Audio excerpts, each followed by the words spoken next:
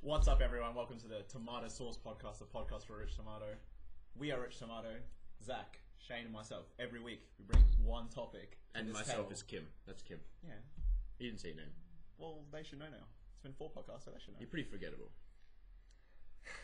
Anyway, every week, the three of us bring one topic, a topic each to this table. And we discuss it among ourselves. And have a good time. Yeah. We have a good time, talk about things and stuff. Yeah. This week we've got Zach's going to talk about the Crytek financial trouble situation. The Shane, you're going to situation. talk about. I've got an unannounced topic.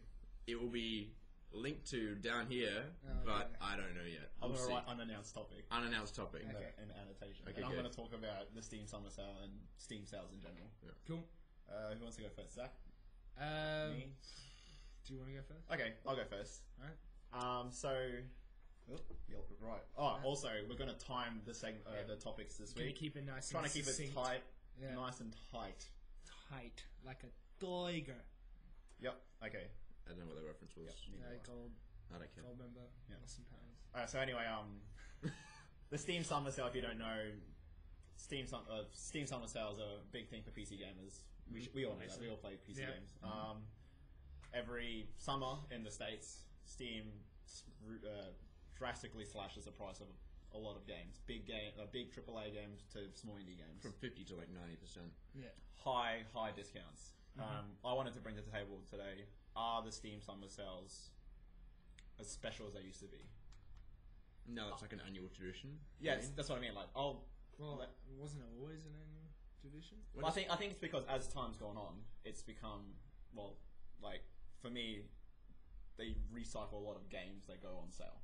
Yeah. Like, Yeah. Like the Like, older games. You kind of see like the same games on sure. sale a lot. so that's why I wanted to say, like, does it feel as special? Like, you will still find the odd gem of a game in there, but like, it's just flooded with the same games over again. So I wanted to see, like, what your perspective is on that. Like, do you agree, disagree? Well, I mean, This might be a really quick topic. I think the Steam Summer Sale is awesome, but at the same time, I don't disagree with you. I think it's a great thing. I think it's great, but at the same time, with those slash prices comes a ton of problems. For instance, I read this morning, there was an article this morning, I can't remember exactly who hosted it, but might have been PC Gamer, but they said that why Steam sales on CSGO makes CSGO worse off.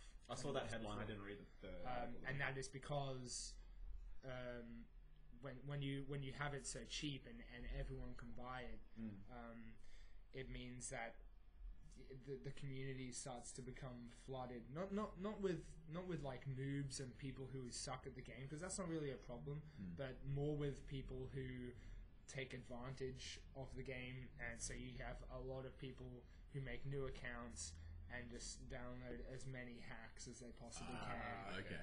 and just flood the community with bullshit where people are just walling all the time or aimbotting all the time, and they join the competitive matches and they ruin it for everyone else, and so that really starts to harm the community and the experience like of the game. CSGO. Yeah, exactly. Okay. So like, you expect to get into a competitive match and you want to just have a decent game with everyone, and then turns out either someone on your team or someone on their team is hacking, and you're like, well, fuck.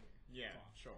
That's Yeah. a game ruined, and now we all have to leave because this guy's being an asshole. Yeah. So, yeah, they have their downside, unfortunately, and it's only with a few games. Sure. Like, I guess when you usually get with multiplayer games, sure. like single player games, there's no real problem there. You just download the game, play it, and have a good time. Yeah. Aimbot for single player. cheap. Yeah. yeah. I guess you could cheat if you want to. Yeah. But yeah, there's a downside for the multiplayer games. You get a lot of toxic people. Yeah. Sure. I can fully understand. Like, I guess when you're saying like noobs, like obviously there's people that probably weren't. They were like on the fence of, oh, should I get CSGO? I'll wait for a Steam sale. A lot of people go, I'm going to wait for a Steam sale because the game will eventually go on Steam. Yeah, it's always going to go on sale. So like, I guess like the flooding of people can. That's also what I was going to say. Like, the mentality of I'm just going to wait for a Steam sale, and then if it never happens, that game never gets bought. That's another thing, I guess, because like, you're not. I guess, rewarding the publisher or the developers, I should say, giving them full price for their game. I guess. Like, are the developers like agreeing to that price cut, or is like Valve buying the stocks from them and then discounting that? I don't know how that. Like, But like, I imagine there's a cut. Like, just say a game is $40. So if you buy whoever the developer maybe gets, let's say maybe a majority of that, then it's Valve or Steam. Valve will get a small cut of that. Yeah.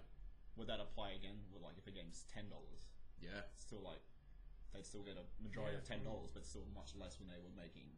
Probably, but they get a lot more people buying the game. True, so it might equal out in the end. Sure. But that really only applies if the sale is randomized. Basically, when they don't know when it's going to happen. If it's annually on an exact date, they know, it's closer to the date, I'm just not going to buy the game until then. Yeah. Then the developer misses out on potential revenue. Even though they might get more like sales, it might not even add up to the revenue that they could have made. That's what I was thinking. It's like, does it equal them selling, like, just an example, 10 copies of a $40 game? It's like how many you need to sell, like, it's a $5 game. Yeah. So it's a good thing for consumers, certainly, and it can be like for the consumer. Steam summer sales, Steam sales in general, are just like you download so many games. Your wallet, and it's also just broken. After Steam summer sale, and it's also great in some instances.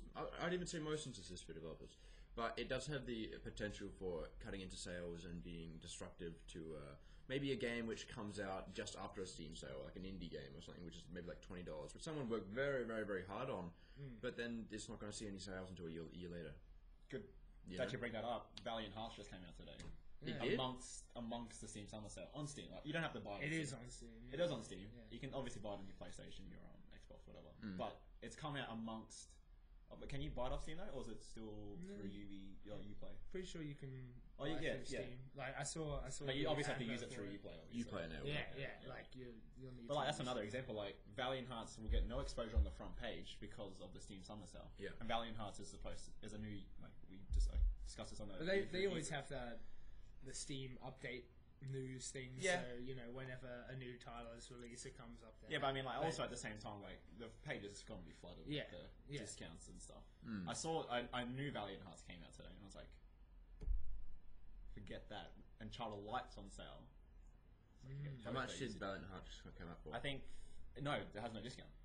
No discount at all. Since it's a new release. Well, there you go. Yeah, exactly. It's a new release. Yeah. It's $15 at the same time. It's not like it's a AAA. Yeah, I mean anyway, that's not bad. 15 US, obviously, that'd be like 20. A bit less. What's the Australian dollar buying these days? About the same. It's roughly It's pretty much parity. the same, yeah. One Financial news. Oh wait. Tomorrow's also cost. Yeah. But pretty much. the Australian dollar is equal to some US dollars. Yeah. So Approximately. for me, like when I brought this topic, like Steam summer sales come and go. Even like this winter sale, there's always flash sales on Steam. There's always sales, yeah. I think we can all say me personally, I've bought a lot of Steam games or games on Steam from sales and haven't played them. Yeah. It happens all the time. If a game's under $1, you're going to guarantee people. Well, even if it's like even if it's like $3 or $4. They have those the developer packs where you buy like 10, just like all the games ever that the developer made, like the put on Behemoth Steam. pack where it's Yeah, the castle They do like a crashes and Ubisoft one. And you buy that for like what $70-$80, and then you like play maybe one or two of the games that are actually in that pack. So it happens all the time. And then with this year's like sort of focus on trading cards and badges and stuff, where you get badges and stuff for buying stuff. That's another thing I was going to bring up. I guess to try to make it seem different each year, they've always introduced new gimmicks. Like last year, Steam introduced the trading card system. Yeah, so you could earn the cards. Yeah, for cards voting and like they've got another thing this year where I'm not sure if you probably looked at it. Well, like there's team voting. Oh yeah, you get assigned a team, and then whoever buys the most on one day gets like a potentially could win something off their wish list or something like that. Yeah, I think it's 30 people from that team. From that team, yes, 3 people, chosen, and they get a game from their wish list. A game from their wish list. 3 games. 3 games. Any 3 games. Can it be any like upcoming games or? Well, I'm saying like things that are out. I'm guessing. Yeah. Anything on your wish list. So yeah. You got like a game that's coming in. Yeah. Months from now, like Witcher or something like. Next year. Well, not you get it. I guess there's a pre-order on your wish list. That's what I mean. Like you won't obviously get the Witcher 3. No. But yeah, and then that system has been in a state of disrepute lately. Like people have been rigging it. Oh yeah. I read Have about they? that. Yeah. If you look at, apparently like, people Yeah, have first 2 written days it looked competition. like fairly even, where like a team was winning, but they were pretty Only closely. slightly. Yeah, They they are. were close. But then the last few days, you look at the chart. One team's all the way out to close to Yeah, I think 100,000. I've actually seen that. All Like the rest are 50 or down something. like 10,000. So have they done that? Did they say how they did that? They haven't said how. I don't think. There's been a few articles. I haven't read them all. No. I think Valve is trying to Crack down on it. crack down. Yeah, they're trying to figure out how to stop that. But by the same token, like, it's been a different team every time it's been rigged. Apparently Oh, rigged. really? So red team has now won two Oh, wow. Oh, really? times. Okay. Yeah, that's 2 wins for red. Oh, okay. Yeah.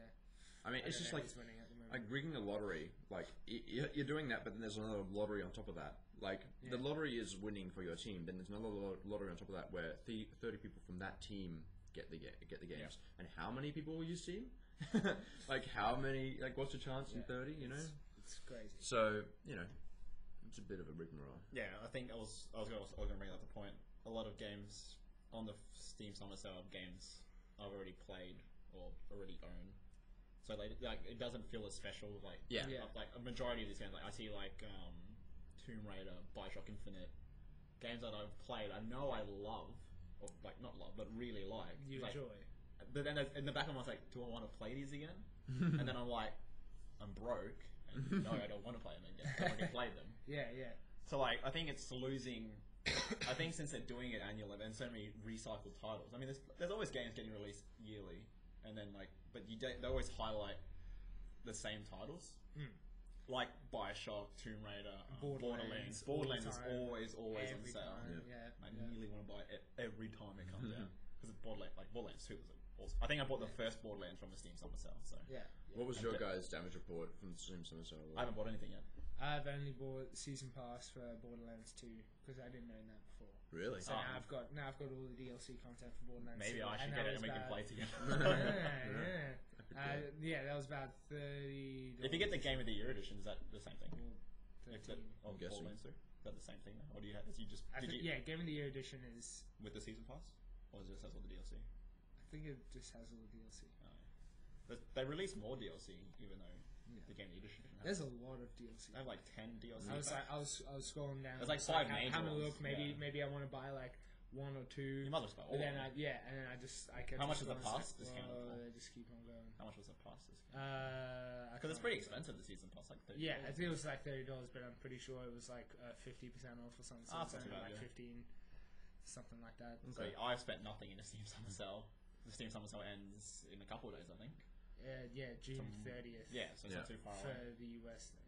Yeah, so I spent maybe like between $15 and $20 Australian, which is about the same US. Yeah, so what did you buy, Shane? Battleblock Theatre, Read them off. Battleblock Theatre, Frozen Synapse, Castle Crashes, I, Divine Cybermancy, Morrowind. It was on sale for 10. Nice. That was the most expensive thing I got, and then all the rest was like under $5.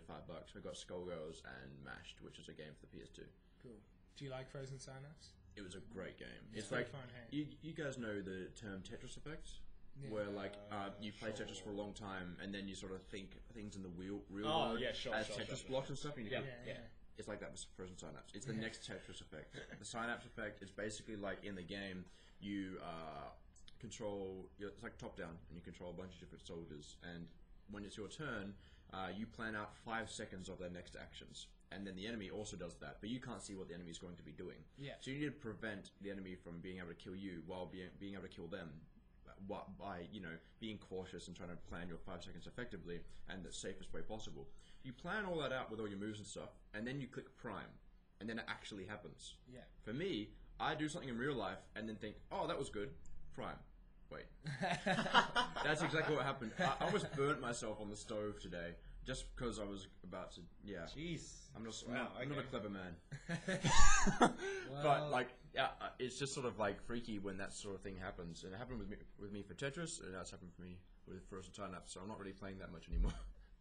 dangerous for the health. Frozen Synapse is dangerous. Yeah, but it's very addictive and really fun, really deep strategy game. Yeah. Cool. I Get guess. it on Steam if you can. So in end, we'll end the topic. I Yeah. guess Steam Summer Sale is good for the consumer. Not as special as they used to be. No. And can affect multiplayer gameplay. Can be toxic. Can hinder other games. For multiplayer. Opens up a lot of different exploits and problems for both developers and other players. Yeah. But all in all, it seems like a good thing for the whole industry. I mean, it's definitely promoting a lot of different titles. And you'll buy things you never used to get, and then You'll buy things you'll never play. Yeah. So your Steam library will grow bigger. I guess that's a good thing. Yeah, So- mine's only like 60 games. You get them Steam badges for having more in your inventory. So Yeah. I'm only level 5. good for on Steam, everyone. not everyone. Yeah, I don't really pay attention to any of that. This year was really my only. Well, like to partake in that the team thing, you have to be level 8. All right. Okay. Do you? No, I thought it was like level 3. There's something about level 8 that You get if you get level 8, you get extra badges per vote if you vote on each sale. Yeah, you can vote for the next batch of sales. I've been doing that every week. Yeah, same. Every time they put it up there. Going Yeah. to them badges. This year was like the first time I really paid attention to the Steam sales, really, because like I looked at all the other ones and like they have a bunch of games, but back then I wasn't as much of a PC gamer as I was in previous years. Like in like this year, I guess. In previous years, I was more like PS3 and PC, and on PC I just played a bunch of like free to play like Tribes or PlanetSide and stuff like that. But this year I'm sort of like really opening up my horizons with a bunch of different games. Yeah. And Of course. I guess that's another good thing. You get to play a lot of games. You probably never wanted to play before, yeah. or had to play before. Enjoy experiences you've been missing out Yeah. on, which is always good. So we're done with that. We're done with that. Yeah, sure. Let's move Cool. on. That was under 20 minutes. That was good. Right. So, All right. So next up. next up, we were gonna just have a little chat about the Crytek situation. So you may have heard, or you may not have heard, but quite recently there's been some rumors circulating that Crytek has been in a little bit of financial trouble and just trouble overall, really.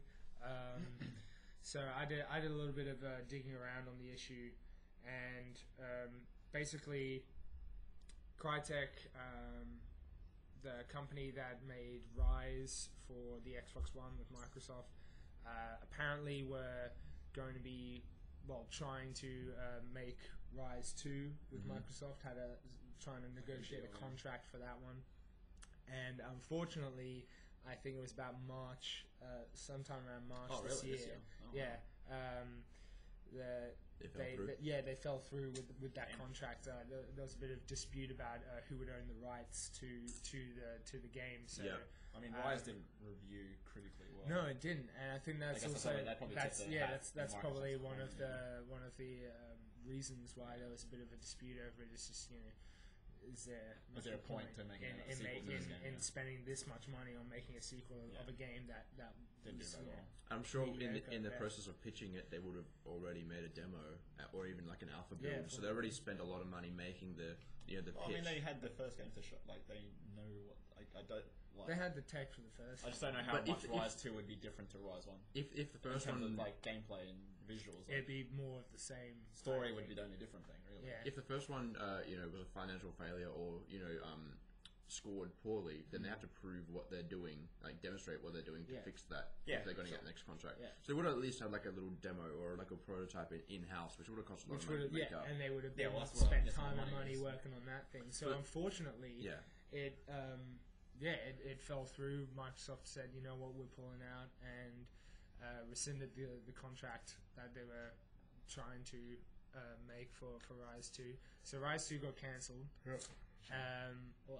reportedly, and so now, since Crytek, being a sort of quite a large independent video game developer studio, Would you call them a third-party studio?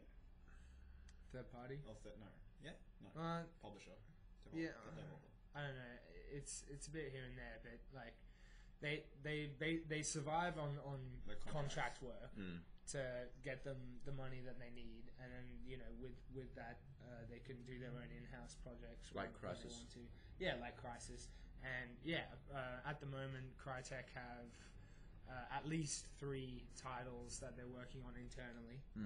Those being Homefront: The Revolution, the sequel to Homefront, made by THQ quite a while ago. Rest in peace. They are also making a MOBA called Arenas of Fate. Another movie. I'm not too sure. I haven't really seen that much about it, but again, another MOBA. It's going to be Mobile, whatever. the same bullshit. and Hunt Horrors of the Gilded Age, which I've seen a little bit about. It's a sort of third-person shooter, and it's kind of in the style of Left 4 Dead, except in third person, where it's just sort of going around. Apparently, the levels are procedurally generated, and you fight zombies and witches and all these weird stuff in this sort of like Victorian. Oh no! Wait, I have seen this. I have seen this. They showed a trailer, I think. Yeah. And they Was it like also in the had graveyard like or something? yeah. Okay, I've seen that. And they also had a stage demo of gameplay at E3 as well. Yeah, so I mean, if you want to watch it, Hunt Horrors of the Gilded Age. Yeah, I remember seeing. Now I know what you're talking about. I did see the trailer before E3. So it's just a sort of cooperative 4-player shooter where you just go around killing zombies and moving on to the next area, kill the boss at the end, and blah blah blah. They're all. Crytek is currently working on those titles internally, and the contract for Rise 2 was obviously supposed to make them a bit of money. Yeah, they can keep so now that has been cancelled, since its cancellation, employees have reportedly been missing out on payments, late payments, payments where they haven't been paid enough. Or not at all. So employees are a bit unhappy, and this has resulted in a tense, conflicted working environment. So there's a lot of tension going on there between high level and mid level people. Apparently, like the high level people are still rocking up to work in their still getting sports fully paid. cars and all that So stuff. they haven't taken a pay cut at all. It's just been the stuff. Yeah, well, apparently, there's people not getting paid, and then there's people still driving around in their Ferraris and enjoying the life, and there's no real communication going on. So things seem like they're starting to break down a little bit. It seems like the uppers at Crytek have no idea what's going on. Yeah, and they continue to deny everything that's going on. Deny that they're having financial problems. Yeah, they're denying that there's any problems going on with the company, but reportedly, there's been lots of employees of Crytek voicing their opinions and concerns on. And I've also heard about people offering to buy out Crytek. Really? Oh, yeah. Like Tencent, the big Korean. Never heard of this. No one in the West probably would have heard of it, but it's one of the biggest companies, highest revenue companies in the world. What? No. We're Western civilization, Western culture. Yeah, we're Western. So globally we get what America shits out, basically. Sure. But but no, wonderful. Most people wouldn't have heard of Tencent, but they make a game which is basically like Counter-Strike, which a lot of Korean people play, and it's like a free-to-play game, but it has the highest revenue of any game. Like we should have made that. Koreans love to spend money on their video games. Anyway, they have put out a bid to buy Crytek allegedly. So that might even mean that Crytek was out, being shopped around by the CEOs of it to see if they find a funder. Who would you think would be a good person for Crytek to be owned by? That's like just an offshoot question, but not knowing this, EA. I was thinking EA instant because they have the partnership already with Crysis, but that probably wouldn't go. EA would be terrible. Just imagine that EA took Activision Homefront and Activision Blizzard. All the Crysis feels. Activision Blizzard. But I don't know. Like I was thinking, what if a Sony or Microsoft bought and made them the first party? Imagine that. That'd be pretty cool. That'd be very cool. Because they are. The thing is that they are a good company. They've proven. They've got proven games. They have great technology. CryEngine's awesome engine. CryEngin's it's a proven engine. Yeah. They got proven games. They're releasing it to the public for that subscription price. They're doing monthly things like UDK, aren't they? Yeah. UDK's doing monthly. I'd say that if the publisher that would have the best fit for Crytek would probably be Microsoft. What's that? No, but at the same time, they just had that whole argument already with Microsoft. Do you think they'd go back to Microsoft? Hey, Microsoft, we know you. What I think would happen. Do you want to hire us? I know, but if we made you that mediocre game, but we'll do better next time. I know, but like imagine if they just lose all this money on the contract deal and they're desperate, they're shopping around for someone to buy them, and then Microsoft buys them as soon as they go bankrupt or something like that, in like a very low price deal. What if they go like Homepoint's exclusive to Xbox? And be like, no. Because that game looks awesome. Yeah. I'm feeling more. I feel more for Crytek than I do for consumers right now. Oh no! At the same time, I think we as consumers like, then they might not release this game. That sucks for us, but it sucks for the people making this game because they won't be able to release this thing they've been working on for ages. And like this whole issue with like employees not getting paid and employees with the horrible working conditions and stuff like that, allegedly, that hits very close to home for like Aussie developers, because that happens a lot with a lot of studios that get closed down here. It wasn't too long ago, major publishers shut down here. Yeah. EA, Rockstar down in New South Wales. Who else was in Brisbane? Sega was here. Chrome did. EA, THQ was here as well. Yeah. In Brisbane. So like, I mean, we still went pretty downhill. Game industry's very much changed in the Australian industry. Yeah. I mean, big companies in the States. Oh no, is Crytek States or Crytek is actually European. Yeah. Okay, sorry, my bad. But like, I mean, it affects anyone really. Like, to see them not the one thing that if they don't get paid, the one thing I think they probably want their game to get released. Yeah. At the same time, I hope the game isn't half-assed because of this. Yeah, well, like it's not half-assed. I'm not saying they're not doing half the work, but like they can't work on it more because of this. Yeah, because they actually have. I should say I'd be ashamed if this game came out not finished. Yeah, I mean it could happen like big games come out not finished. Yeah. I mean people could just like get sick of not getting paid, just quit, and then that's like maybe the senior game design lead or like senior art lead. Yeah, if you have senior art, then you're fucked. Then you're in big trouble. Yeah, but. And who knows what's going to happen? But yeah, so at the moment it's looking a bit grim.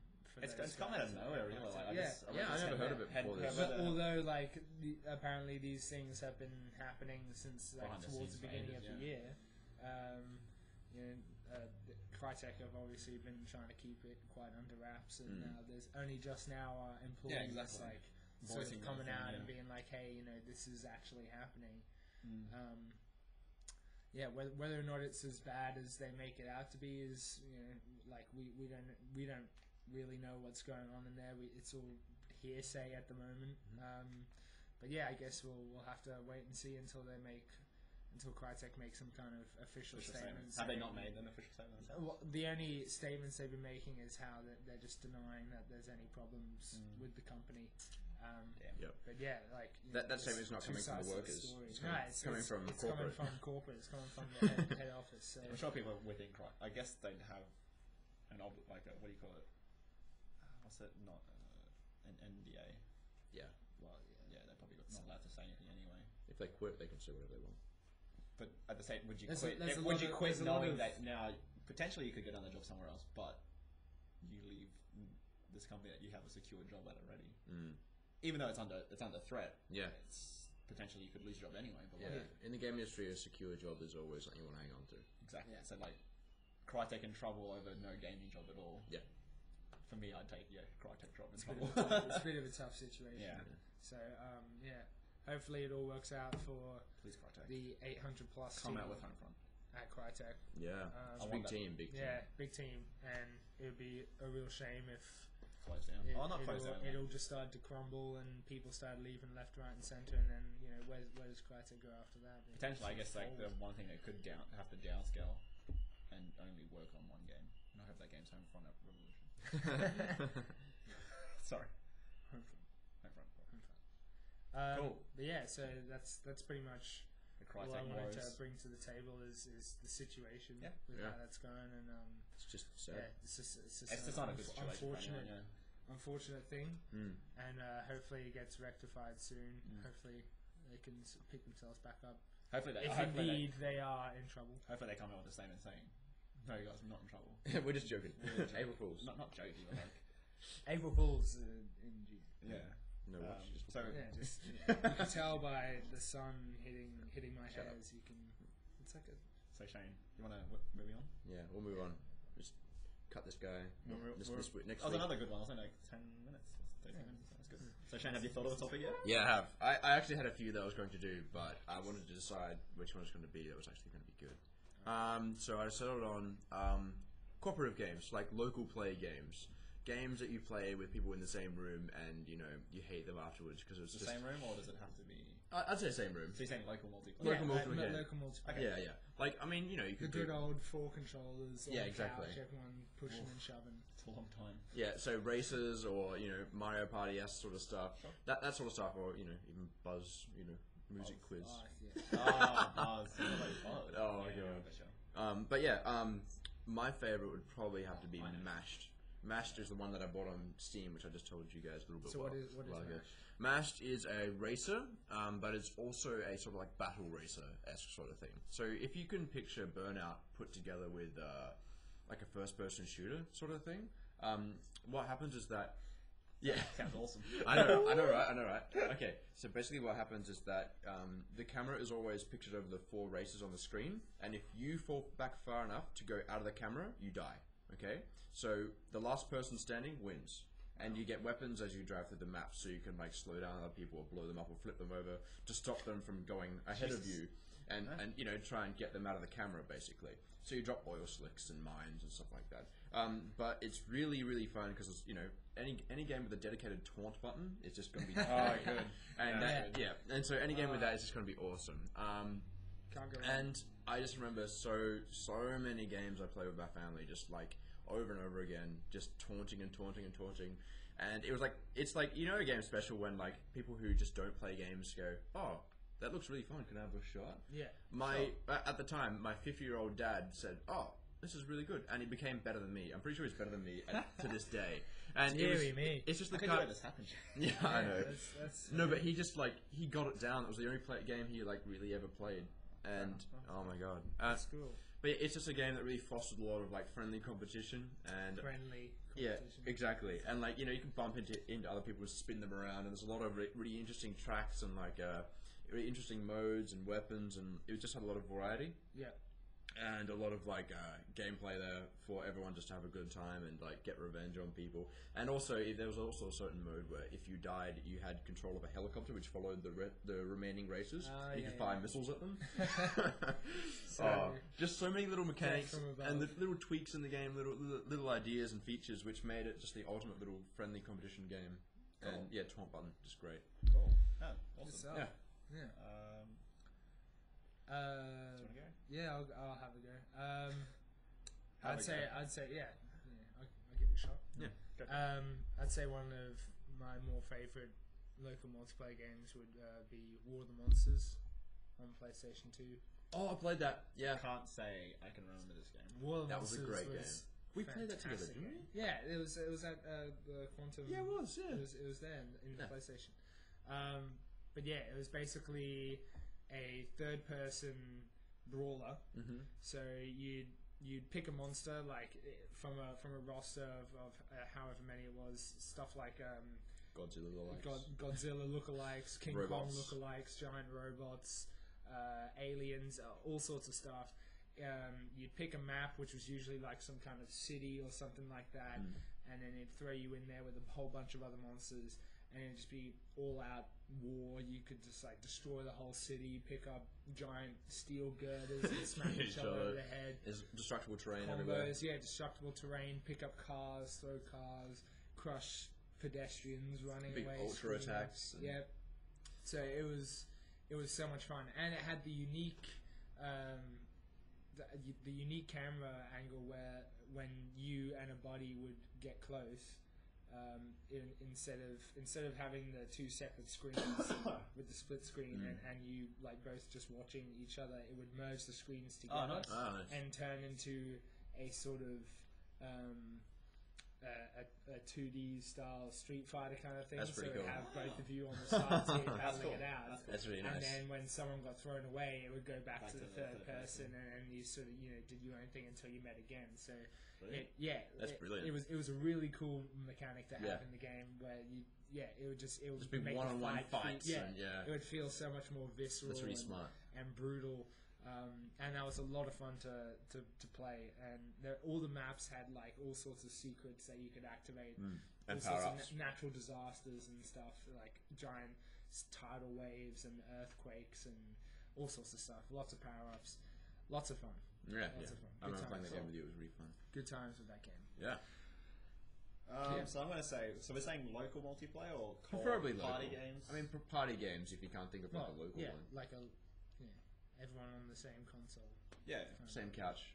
same. Well, I'm going to reel off a couple Shit, then. shit talking. Yeah, go on. Well, one, easily FIFA.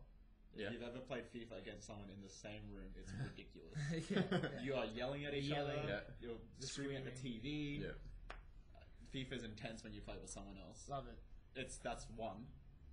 I'm gonna call back GoldenEye. Yeah. Oh yeah. Oh yeah. The And classic. Easily one of the best. All the James local, Bond games. it's probably the best James Bond game. Yeah. Yeah. Easily one of the best, like couch game you can play. I mean, this was in the 64. Well, it was a long time ago. Yeah, yeah. I mean, I remember playing that game like, whoa, this is awesome. This is. Yeah. I think that's one of the best. And picking Odd Job every time. With the Yeah, hat. exactly. Oh yeah. Nightfire Odd Job's hat was really, really good. Yeah. Oh my god. So I think like that was probably one of the first like local multiplayer games I probably played. Yeah. Cool. I think. It's a good one to play. I think, and then there's obvious ones like Mario Party. I think Mario Mario Kart. Kart, Mario Kart is Yeah. another which one. is a classic. Yeah. I think. But everyone knows about those. I think like, and then I think I don't have like a niche one like you guys, but I think I'm gonna go slightly off topic, but I'm thinking local multiplayer is kind of dead. Yeah, it is. Is really dead. There's not like the only games I can think like are fighting games. Yeah. The occasional, I guess, like I said, FIFA. You can occasionally play with someone. I mean, everything's online these days. I mean, I'm gonna say like it's kind of. Well, I would go as far as to say that maybe competitive local multiplayer sure. is dead, but there's a lot of cooperative. Oh yeah, I was local going to multiplayer bring up games. also like Rock Band Guitar Hero.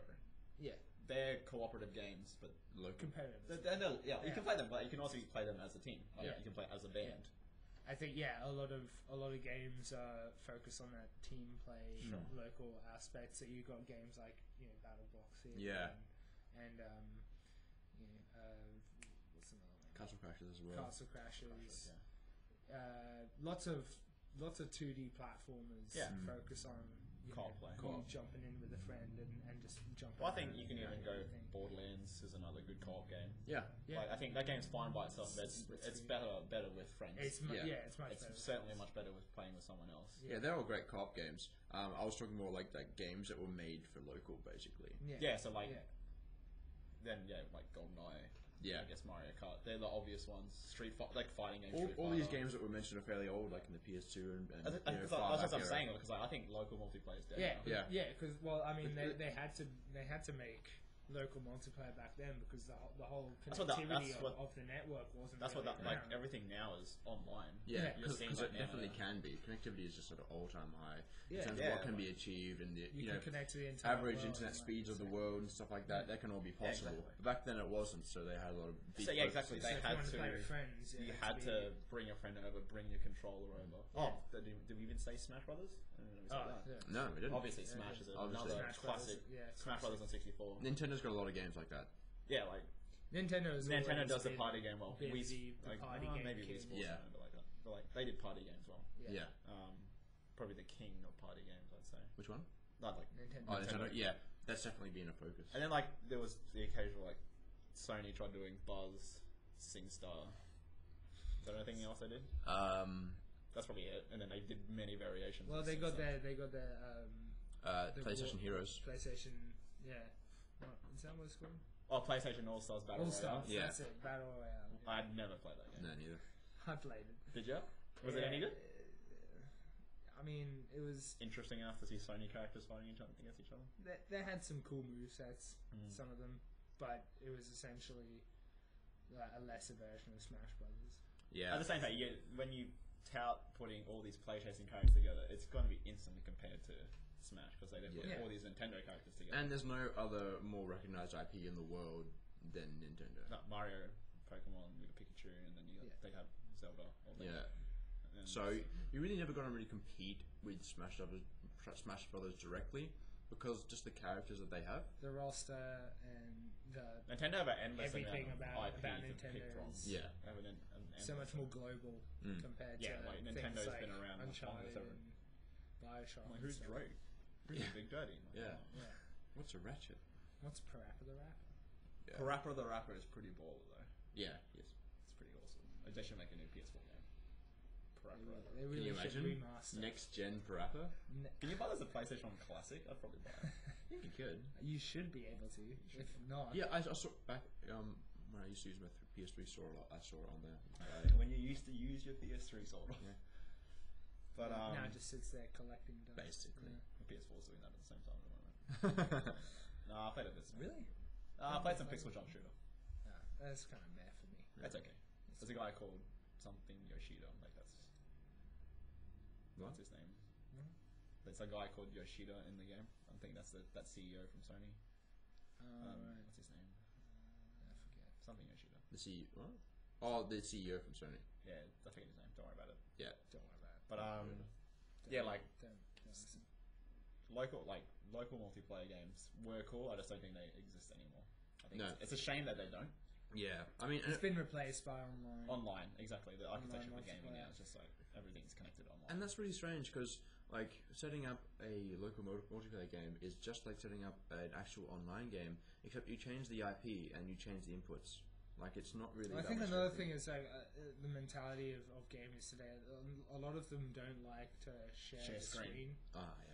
That whole thing of having to like the ability to screen sheet Yeah. and and look Screen over at what your sheeting. friends are doing, and a lot of the games these days that would come out with that sort of competitive local play would be first person shooters, Yeah. because that's a lot of that on the market, and the screen cheating in that would Is be a big issue. ridiculous. So that can be replaced with just having your one screen, going online, Going and online, then playing it. Another playing thing I other think people is or your friends. nowadays, or maybe not nowadays, but like mid PS3 360, I think sharing screens reduce the graphical fidelity Yeah. of games. Yeah, So, they like- definitely did, because Like if you spin the screen, it looks rubbish. I remember Yeah. playing Call of Duty, I think split screen, like COD 4, it looked rubbish split screen. Yeah.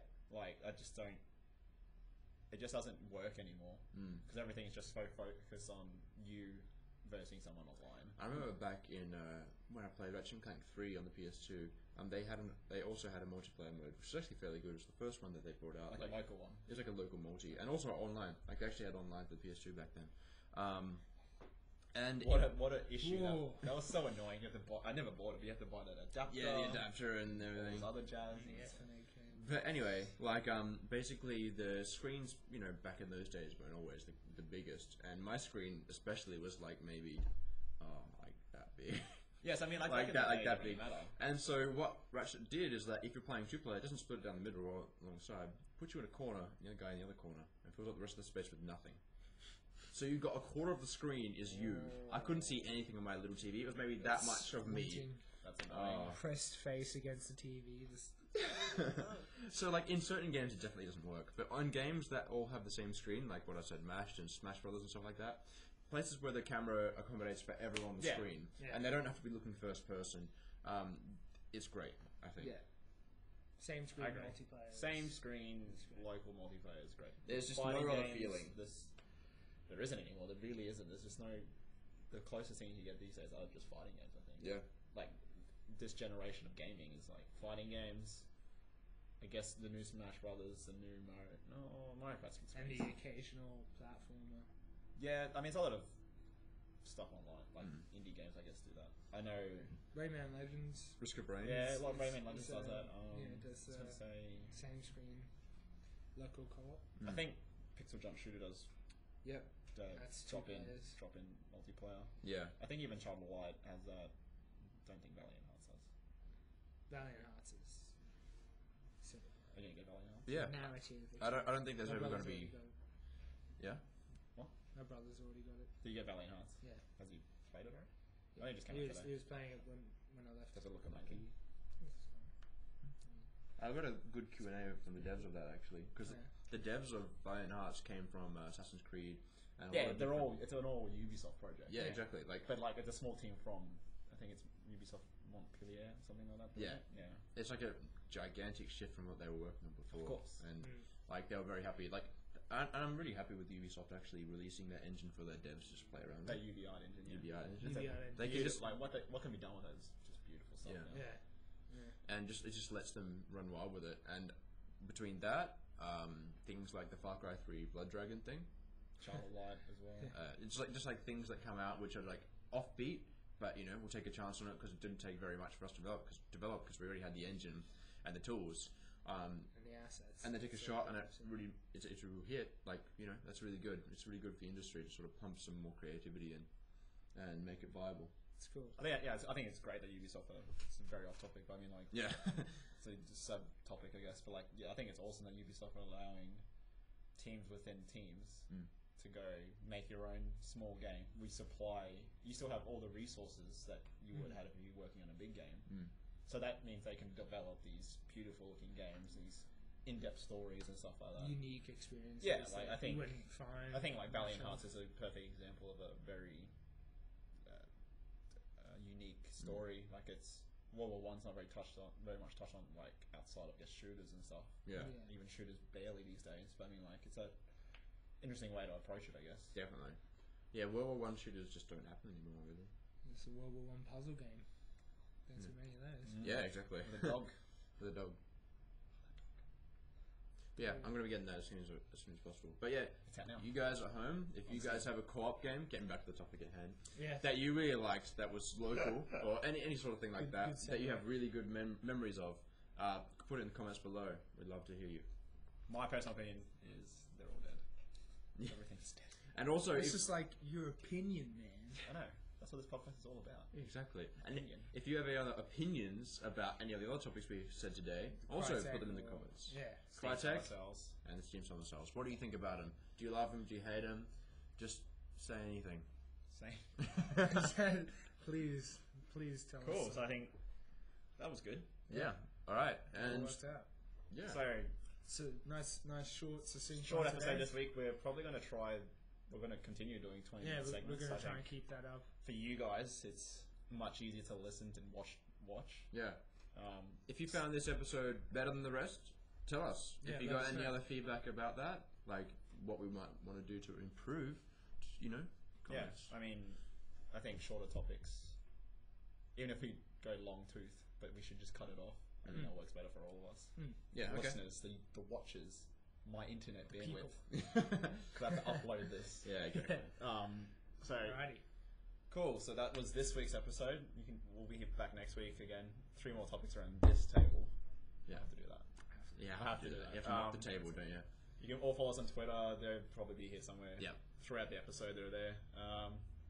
See you next week. Alright, Bye. thanks for watching. See ya. See ya.